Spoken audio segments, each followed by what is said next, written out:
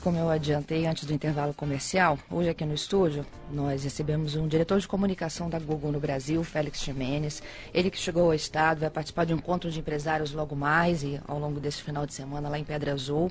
E vem falar sobre um negócio, Google, que é o que ele vai nos contar. Que negócio é esse? O maior buscador, se tornou hoje o maior buscador, né? Ou pelo menos o mais popular da internet. O mais popular da internet. Bom dia, Félix. Bom dia, ouvintes. Gilberto Sodré, nosso comentarista de tecnologia, é claro, não podia estar ausente dessa entrevista. Bom dia, Fernando, bom dia. Félix, obrigado pela participação e pelo convite de estar aqui com você nessa entrevista. Ô Félix, eu acho que eu queria começar essa nossa história fazendo um contexto aqui, né, para o Espírito Santo, claro, do que é a marca Google e como ela se tornou, né, a ferramenta mais popular de busca hoje no mundo virtual. Aqui em Vitória também? O pessoal em Vitória usa bastante o Google aqui? Olha, eu pelo menos uso, não é fazer propaganda não, mas eu uso. Tá todo mundo rindo, ele já conseguiu tirar um comercial. Vamos lá, Félix.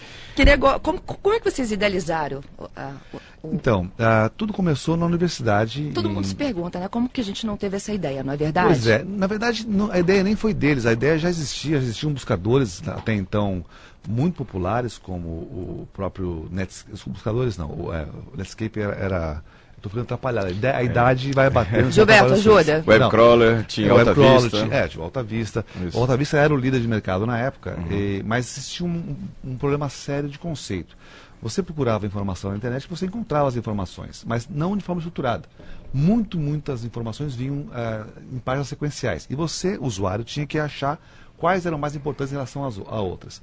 Então, em 95, dois jovens estudantes de PhD em Stanford tiveram a ideia de criar um padrão para hierarquizar a informação.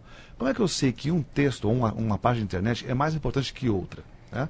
Eles usaram como exemplo a própria bibliografia acadêmica, né? Onde um livro, no final, tem a bibliografia e tem as citações. Quanto mais citado um livro de um outro autor, possivelmente mais importante ele é para aquele assunto, para aquele tema, para aquela comunidade. E então criaram algo parecido e juntaram mais uns outros tantos características como frescor da informação, nível de acesso, cliques e outras coisas mais, dando então um sinal de importância de um site sobre outros. E isso facilitou muito a vida das pessoas, porque você agora procurava e encontrava logo na primeira página o que era mais relevante, não precisando fazer navegações extensas, virando páginas, mais páginas, mais páginas. Ok. Como é que vocês fazem a captura de todas essas informações? Então, é um software que nós chamamos de... Tem vários nomes, né? Nós chamamos de Spider, que é aranha, ou Crawler, que é rastreador, ou Bot, que é robô. Tem vários nomes que o mercado usa, mas é um algoritmo matemático que ele vai, a cada servidor, se apresenta e fala: eu sou o bot do Google, gostaria de fazer uma indexação do seu conteúdo. Posso? Se a página está programada para aceitar os bots, ele vai então rastrear todos os documentos que estão públicos e vai então criar um índice. Então, digamos, eu vou ao site. Estão públicos é ótimo, né? Porque muitas informações o webmaster pode proteger, dizendo, botar um repelente de bot e falar: essa imagem você não pode ver. Você não copia. Isso. E tem muitas informações que estão dentro do firewall da empresa, que por natureza não pode ser copiado também. Então, o que está publicado na web, livre acesso, esse nosso bot vai lá e fala: ok, a Rádio CBN eu vou ter a programação do dia, eu vou ter as notícias, eu vou ter informações locais, nacionais. Ele classifica tudo e traz de volta para o nosso servidor. E depois ele vai analisar o número de cliques que você teve, quando foi feito o último upload, quantas pessoas clicam na segunda página. Tudo isso é coletado e cria-se então um grau de hierarquia, de 1 até infinito, dizendo essa é a mais importante, essa é a segunda mais importante, a terceira é a mais importante. Vocês buscam isso no mundo inteiro? No mundo inteiro. Em algum lugar vocês não buscam? Não, buscamos China? no mundo inteiro. China, inclusive, buscamos também. Só não buscamos, como eu falei, quando o próprio webmaster coloca o código repelente de robôs. Busca, copia e indexa a página ao sistema Google. Indexa a um grande índice, né? Depois, quando você vai ao Google e faz uma busca naquela caixinha de busca, ele rapidamente busca no nosso índice primeiro, encontra quem tem aquela informação e ostenta para você alguns links. Ao clicar o link, aí sim você é remetida para a página onde de fato está publicado aquele conteúdo que você buscava. Não é mais o nosso servidor. Nós jogamos você de volta para a web. O Félix, como é que você vê hoje, né? Há algumas décadas a gente tinha até medo, né, dessa ferramenta, né? Não do Google, mas da internet em si, né? E hoje as pessoas já não sobrevivem mais sem o acesso, né? Ora para rede social, ora para consulta de e-mail, ora para negociações empresariais, ou exclusivamente para relações, ou busca de conhecimento, de informação, de entretenimento. E como vocês vislumbram o futuro da internet? Essa é uma ótima pergunta.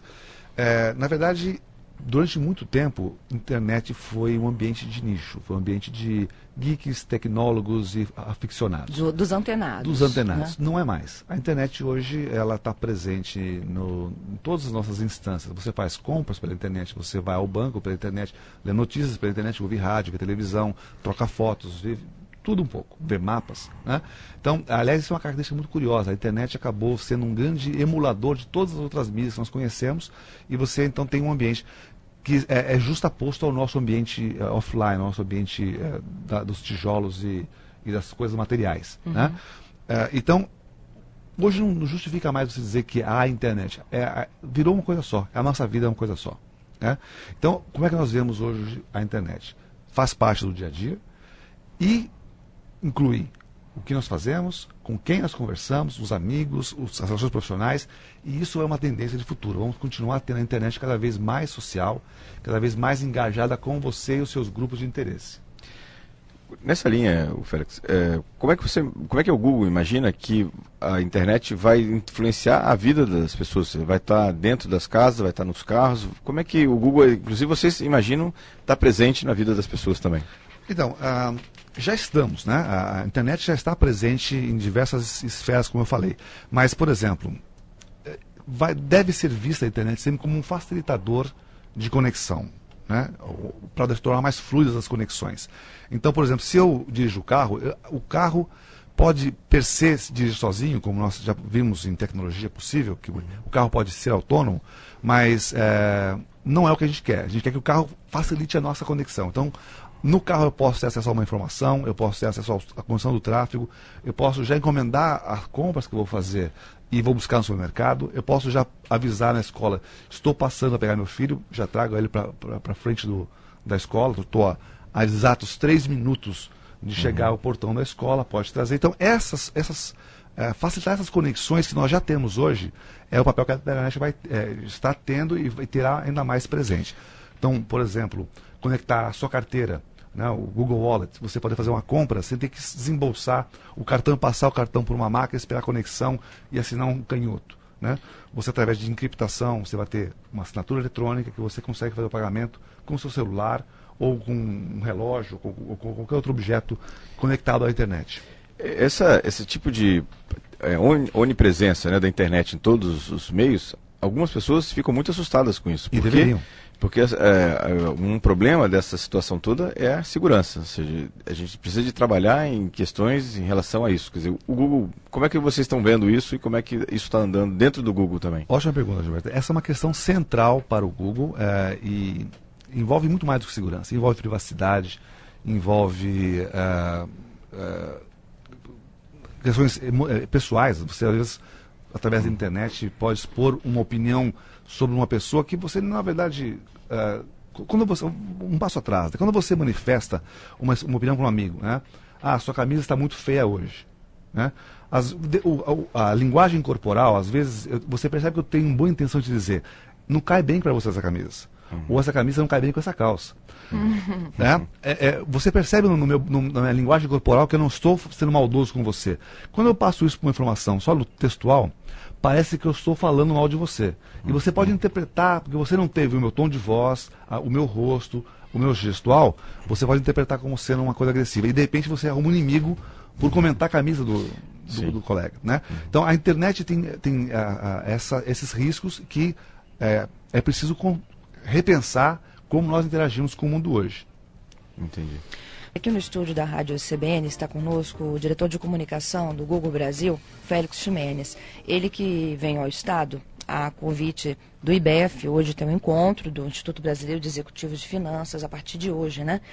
E o Félix vai falar um pouquinho da experiência dele, um dos maiores buscadores, né, do mundo, e, sem dúvida nenhuma, o mais popular. O Félix vai contar um pouco dessa experiência aos empresários capixabas. E aqui ele não só fala dessa experiência, né, mas também da própria ferramenta, que é popular, as pessoas têm muita curiosidade de saber como funciona, como se teve essa ideia. Porque depois de inventar, todo mundo pergunta, nossa, mas por que eu não tive, né, essa ideia de juntar e reunir todas essas informações que estão disponíveis na rede em uma única opção de acesso na tela? E o Félix nos contou, né, desde quando os universitários pensaram na ferramenta, e ela vem sendo aprimorada, lógico, né? E eu perguntei sobre o futuro da internet, ele disse que acredita que, acho que até muito por curto prazo, né? A internet não vai ser mais uma coisa dissociada da vida do ser humano, né? Hoje ela já está muito inserida, mas há um processo também de inclusão, né, Félix? Sem dúvida, né? Que é um desafio. Que é um desafio. Acho que os telefones hoje inseriram uma parcela que não estava, né, os smartphones. Agora é a era dos tablets. Gilberto adora quando a gente fala da era dos tablets, sabe? É bom. São belos brinquedos, né? Muito bom. São brinquedinhos que o Gilberto adora e, assim, eu vejo assim, tem uma parcela da população menos favorecida e mais velha também, que ainda se assusta muito, né? Exatamente, com a rede mundial, acha que ainda é um bicho de 7 cabeças, mas a tendência é de que você se relacione a partir desse mundo virtual nas próximas décadas. E aí as pessoas querem saber de curiosidades, e o Gilberto tem uma lista de perguntas de internautas que estão conosco sempre na sexta, no CBN Tecnologia, quando o Gilberto fala de Então tecnologia aqui conosco. Mas antes o Gilberto, ele ficou devendo a resposta da privacidade, não é isso? Nós falamos no último bloco sobre privacidade, isso é uma questão central. É importante que o usuário tenha conhecimento e controle sobre que tipo de informações ele está hoje compartilhando na internet. A internet, diferente da nossa vida offline, a vida desplugada, ele deixa rastro em tudo. Então, ao fazer uma ligação com um serviço de voz sobre IP, você deixou registrado o número, quando você ligou, quanto tempo você ficou. Quando você faz uma compra, você deixa o rastro de o que você comprou. E, às vezes, a gente não se dá conta de toda essa informação, onde está e como controlá-la. No Google, a gente tem uma preocupação central em relação a isso, e nós oferecemos um painel de controle onde você pode dosar. Então, a nossa mudança recente, inclusive, tem esse espírito. Alertar as pessoas. Você sabe que deixa rastros na internet? Você quer ter opção e controle sobre elas? Vá aqui. Né? Deu muita polêmica nos primeiros dias, mas depois, conforme foram compreendendo qual era a nossa intenção, isso reverteu a nosso favor e nos enxergaram como uma empresa muito mais responsável, muito mais antenada com as preocupações do usuário.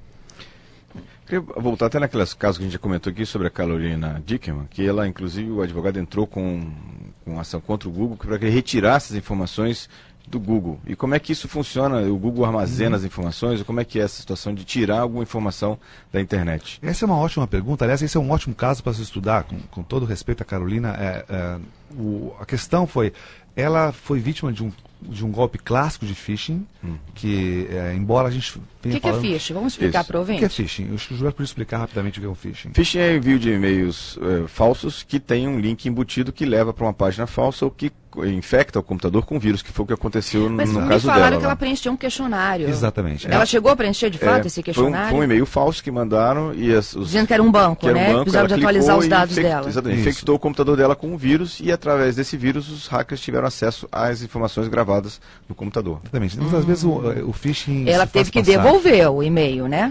Não, era só em clicar o link que estava no e-mail, já foi o suficiente para poder baixar o vírus para dentro do computador dela. E daí para frente. Então, outra coisa interessante, né? A gente fala muito de phishing, mas as pessoas ainda não entenderam bem quais são os riscos envolvidos. Outra coisa que a gente fala muito é mantenha a sua senha em um lugar seguro e mantenha uma senha para cada tipo de serviço. É muito comum que você crie uma senha para todos os serviços. Aí o phishing se faz passar por uma empresa séria. Por exemplo, fala assim, olha, nós somos da CBN e você está concorrendo a um fim de semana em Guarapari. Preencha aqui os seus dados. Não tem conta na CBN, no CBN, ele faz igualzinho, mesmo logo CBN, mesma cor do fundo. Eu vou fazer igual a Receita Federal. CBN não manda e-mail, viu, gente? Exatamente. CBN fala ao vivo, sorteio aqui ao vivo, tá? E ao você fornecer o seu nome, o seu usuário e a sua senha, eles tentam essa senha em outros serviços. E invariavelmente encontram a mesma senha como sendo a chave para todos os seus segredos. Então, a primeira dica que eu faço é desconfie. né? Desconfie de tudo que você recebe. Não na paranoia, mas assim, por que a CBN quer me concorrer? Daí o próximo passo é cheque. A CBN me procurou. Em vez de eu esperar que a CBN me alcance, deixa eu ir ao site da CBN para ver se eles estão falando sobre a promoção deles lá. Não achei nada sobre a promoção. Não vou preencher. Consulta um amigo. Você também está ouvindo falar da CBN, alguma coisa? É muito fácil checar. 2, 3 perguntas, você mata a charada e descobre. Era um phishing. Exatamente. Né? Então, ela foi vítima de um phishing, ela acabou passando o acesso ao seu computador para terceiros, e depois, quando cai conteúdo na internet, é muito difícil você barrar, porque a internet é uma grande máquina de xerox. Cada servidor consegue copiar conteúdo de outro servidor e por aí vai infinitamente. Tá. E o Google não tem o poder de remover as coisas dos servidores. E se eu, mesmo que eu, digamos que eu possa tirar do meu índice, que não dá porque o índice ele é mecanizado. Digamos que eu tenha tirado do meu índice. O índice ele é feito a cada hora, a cada dia, novamente. Então, ao tirar do meu índice e o nosso bot, nosso crawler, vai de novo no site e localiza, ele reindexa. Então é um trabalho de louco. Eu tiro, põe, tira, põe, tira, põe e vai continuar lá. A única forma efetiva de conseguir é localizar onde está hospedado o conteúdo e acionar diretamente o dono do site, né? Juridicamente ou extrajudicialmente, como você quiser. O importante é você dizer, eu sei que você tem conteúdo que não lhe pertence e eu quero que você remova. Notifique o usuário. Ele removendo do ar, questão de algumas horas, desaparece do índice do Google. Ok. É a melhor forma de você eliminar conteúdos da internet. Outras perguntas aqui, tem várias perguntas de ouvintes aqui. Agora, além da questão do buscador do Google, o Google também tem alguns produtos. Então, algumas das dúvidas aqui são ligadas, por exemplo, ao tablet. Vai ter tablet, não vai ter tablet do Google, né, em relação a isso? Nós firmemente temos um compromisso de não produzir hardware, não produzir equipamentos. A gente até tem engenheiros de hardware para ajudar a fazer desenhos conceito, como fizemos com o Nexus. Todo mundo dizia, vai ser o Google Phone. Quando é que vai chegar o Google Phone? Nunca lançamos o Google Phone. Mas nós tínhamos um desenho de engenharia nosso, que é a nossa proposta de um telefone ideal para receber o Android. E colaboramos com a HTC, com a Samsung, com quem mais quiser, para desenvolver produtos com a filosofia Google por trás. O mesmo deve acontecer com o tablet. Vai ter um Google Nexus Motorola também, agora com a ligação? Isso é uma pergunta que temos que fazer para a Motorola. A gente trata a Motorola como uma empresa à parte, né? A direção, embora tenha gente que venha do Google hoje lá, é uma empresa à parte, com autonomia, com liberdade para atuar como uma empresa independente. Tenho perguntas aqui por telefone, Félix, vamos lá. Google vê a internet, como o Google vê a internet no Brasil na questão de velocidade? Se isso ainda é um entrave, e aí ele faz comparações com alguns países asiáticos, onde a velocidade é 10, 30 vezes melhor. Exatamente. E se o preço da conexão aqui é caro em relação ao serviço prestado? Vamos lá, essa é uma pergunta que, se eu falar para vocês que sim, o serviço é ruim e caro, eu vou estar tirando uma pedra nas empresas de telecomunicação que na verdade, fazem um grande trabalho. O problema o Brasil é um país caro por ser grande. É um país com dispersão geográfica muito grande. E não é barato você esticar cabos pelo Brasil inteiro. Então, há uma limitação física, há uma limitação de investimentos, mas sim, hoje a internet no Brasil é lenta, mais lenta que a média e mais cara que a média. Isso é um grande limitador para a penetração da internet, para a popularização da ferramenta e para o crescimento, inclusive, de empreendedores brasileiros de internet. Tem aqui um elogio, né, o Google aqui, da Rosana, falando sobre, agradecendo e parabenizando sobre o serviço de visita virtual aos museus. Né? Aos museus, exatamente. Eu sou um grande fã também. Obrigado pelo elogio, sejam muito bem-vindos. O Cleves pergunta aqui, Félix, como é que é a relação Google-China? Eu tinha falado um pouquinho, né, sobre China, te perguntado. A China é um grande mercado, nós estamos lá presentes, oferecendo serviços para os usuários, mas nós não estamos fisicamente na China, porque estar na China fisicamente implica em aceitar as regras de censura. E nós fere um princípio fundamental do Google, que é a liberdade, que é a abertura, que é o acesso livre à informação. Os nossos fundadores são da Califórnia, mas um deles é filho de russo, nasceu na Rússia, na verdade, então ele tem um valor muito caro para ele, a liberdade de expressão. e é um valor muito caro para os americanos, né, a liberdade de expressão. Então, essa condição limitadora para nós é fundamental para decidir a nossa saída da China. Pois é, Félix, aí você me disse, né, que tudo é indexado, funciona como uma máquina de xerox, de reprodução.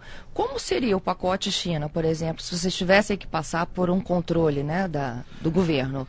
Como é que dá para separar aquilo que pode ir para a China e o que não pode, se você já mesmo disse que você só consegue tirar quando o proprietário, a ferramenta principal, tira? Exato. Então, essa é uma questão muito complexa e todos os países que têm governos não democráticos, governos totalitários, tentaram de uma forma ou de outra controlar a internet. E todos eles falharam. Talvez o melhor exemplo, o melhor sucesso, se é que a gente pode chamar algo assim de sucesso, é a China. Porque a China controla toda a cadeia. Controla desde os provedores de acesso, provedores de conteúdo, controla as linhas de comunicação e controla o backbone. Com esse nível de controle, você consegue fazer algum controle, mas não todos. Né? Tanto é que a China poderia fazer eles mesmos o controle sobre o Google, mas não, eles querem que nós façamos uma autocensura porque eles não conseguem controlar o nosso servidor. Então, eles controlam muita coisa, mas não controlam tudo. E Cuba controla? Não, Cuba não controla. É mesmo? Não tem como. Vários países do Oriente Médio tentaram controlar, do Sudeste Asiático tentaram controlar.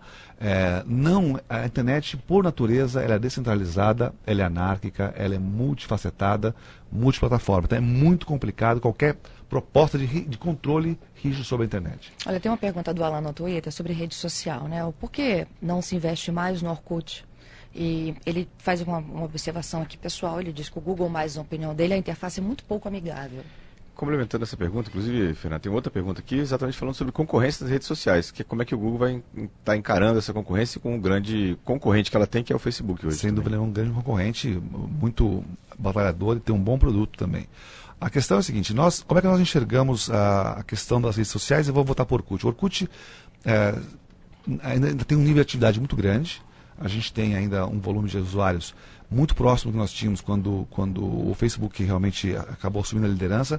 Nós sentimos sim uma queda de utilização, mas não dramática ainda, embora isso também, pelas curvas normais, deve se acentuar no futuro. Mas o Orkut pagou um preço do pioneirismo. O Orkut estourou muito cedo, num momento em que o mundo não estava sensível para redes sociais. O Brasil foi um dos, por natureza do brasileiro, pela facilidade que o brasileiro tem de se relacionar, a amizade, o brasileiro é muito extrovertido, abraçou rapidamente a proposta da rede social, enquanto que ninguém no mundo abraçava. Isso. E isso hoje acabou... é o maior usuário, não é? De rede social? É o maior usuário de rede social no mundo, é o brasileiro. Né? O Facebook é o segundo, né? Passou a Índia agora há pouco tempo atrás. E está par e passo com os americanos já. Então, o Orkut ele foi muito importante na democratização da internet, na motivação de pessoas entrarem online, e sofreu depois com esse isolamento que tinha do resto do mundo. E o Facebook ofereceu algo que nós não podíamos oferecer, que era nós sociais além das fronteiras do Brasil. Tá? E era natural que o brasileiro, ainda mais no momento histórico e econômico que vivemos, o Brasil muito mais inserido no contexto internacional, isso aconteceria. O brasileiro teria um pouco mais de olhos para fora e o mundo mais olhos para o Brasil. Então, aí vem a história do Google+. O Google+ não é uma rede social per se. Ele é uma camada social que toca diversos produtos do Google e toca diversos produtos fora do Google. Mais ou menos a nossa diferença de visão entre nós e o Facebook ambas as empresas acreditam que a internet se tornará cada vez mais social. Só que o Facebook tenta convencer o mundo a vir para eles, para conhecer a internet, e nós tentamos ajudar o mundo a se conectar socialmente para fora dos nossos muros. Que é a nossa filosofia, plataforma aberta, enquanto que o Facebook é uma plataforma muito mais controlada, um ambiente muito mais murado. Tem uma outra pergunta aqui, é do Alan, e ele volta à questão do Android, que vocês dois comentavam agora há pouco, né? O Google mudou muito sua política de distribuição do Android para as empresas de telefonia. A notícia, inclusive, chegou a ser dada em todo o Brasil pela própria CBN sobre a distribuição do Android. Hoje, somente 1/3 dos brasileiros possuem acesso à internet. Quer comentar? Sim, o Android nasceu como um princípio de um software para levar a mesma experiência de internet ou de tecnologia para que nós tínhamos nos computadores e laptops para os celulares, para os smartphones, e como eixo central da estratégia era a filosofia do software livre, que continua valendo e continuará valendo enquanto o Android existir. E nesse sentido, o Android ele é livre. O que acontece Como todo software livre, você corre o risco de algum fabricante de celular desenvolver a sua própria versão, e aí criaria uma fragmentação. O que acontece no Android hoje não é uma fragmentação, é uma questão de legado. Nós temos várias versões do 4.0, 3.5, 3.2, 3.1, 2.2, e você vai lá para trás. Quem tem um celular novo consegue instalar aplicativos desde os mais antigos. Quem tem os mais antigos não consegue aproveitar alguns aplicativos mais novos. Mas isso acontece com qualquer software que tem legado. A fragmentação é mais cruel. A fragmentação significa que nós temos aparelhos tão novos, o A e B são tão novos, são contemporâneos, mas tem versões diferentes da implementação do seu coração do software. Isso cria uma fissura nunca mais associável, né?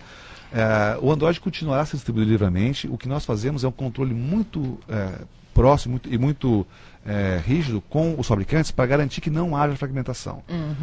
Ok, a gente até tolera o legado, tolera versões anteriores rodando, mas evitar ao máximo, a todo custo, a fragmentação para não condenar a plataforma em si.